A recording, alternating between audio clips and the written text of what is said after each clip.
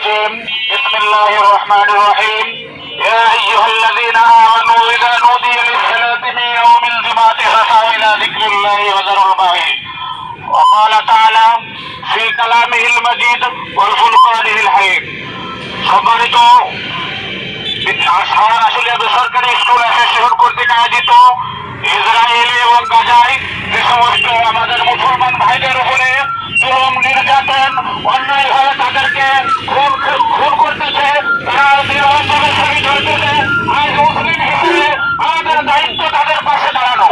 সেজন্য আমরা সবার আসলে বেসরকারি স্কুল অ্যাসোসিয়েশনের সকল নেতৃবৃন্দ এবং শিক্ষক শিক্ষিকাদেরকে নিয়ে তাদের জন্য আল্লাহ রাব্বুল আলামিনের দরবারে দোয়া কামনা করব যে আল্লাহ রাব্বুল আলামিন যেন তাদেরকে নিশ্চিত মুক্তি দেয় এবং সে রাষ্ট্র যেন স্বাধীন হিসেবে ঘোষিত হয়। সম্মানিত শিক্ষকবৃন্দ, আমি আরো বলতে চাই, আমরা যেমন মুসলমান তারা যেমন মুসলমান, সেই মুসলমান হিসেবে আমাদের নৈতিক দায়িত্ব তাদের পাশে দাঁড়ানো। এই জন্য আমরা ইসরায়েলে যে পণ্য রয়েছে সে পণ্য বয়কট করবো ইনশাআল্লাহ। আমরা সবাই আসসালামু আলাইকুম, আশা করি আপনারা সবাই ভালো আছেন। আজকে আমরা এখানে সবাই এসেছি ফিলিস্তিনে, যে আমরা সবাই জানি ফিলিস্তিনে এখন ইসরায়েল পক্ষ থেকে যে হামলা চালানো হচ্ছে, এই জন্য নিরীহ বাচ্চা এবং শিশু এবং মহিলা এবং আমাদের ভাই যারা মুসলিম ভাই বোনেরা অনেক আহত হচ্ছে। আমরা চাই ফিলিস্তিনকে ফ্রি করার জন্য ইসরায়েলের হাতে থেকে। আমরা তাই জন্য বিশ্বব্যাপী যে আন্দোলন, এই আন্দোলনের ছোট একটি অংশ দেখতে পাচ্ছেন। আমরা চাচ্ছি এই অংশ সব মুসলিম দেশ আছে ফিলিস্তিনের পক্ষে এবং ইসরায়েলের থেকে বা ফিলিস্তিন থেকে রক্ষা করুক, এটাই আমরা চাই। এই আন্দোলনের এই মেন কারণ চাই।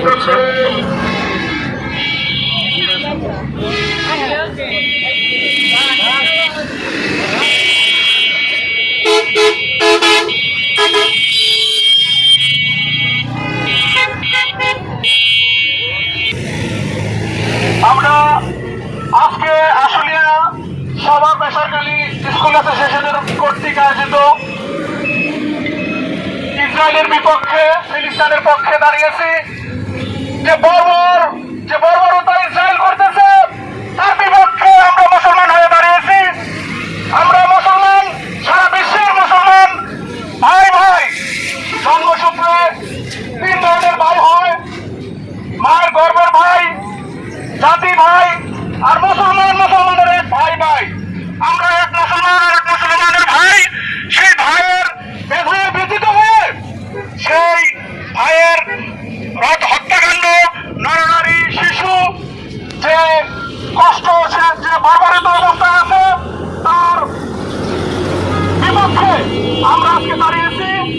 আমরা আল্লাহ তাআলার কাছে, বাংলাদেশ থেকে আল্লাহর কাছে চাই যে আল্লাহ তুমি গায়বী ভাবে ফিলিস্তিনিদের জয় এনে দাও, ফিলিস্তিনি জাতি স্বাধীন রাষ্ট্র হিসাবে ঘোষণা হয়। সেজন্য আমরা দাঁড়িয়েছি।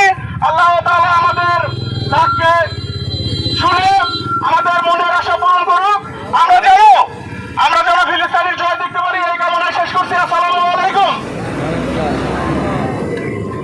ধন্যবাদ শরীফ স্যারকে।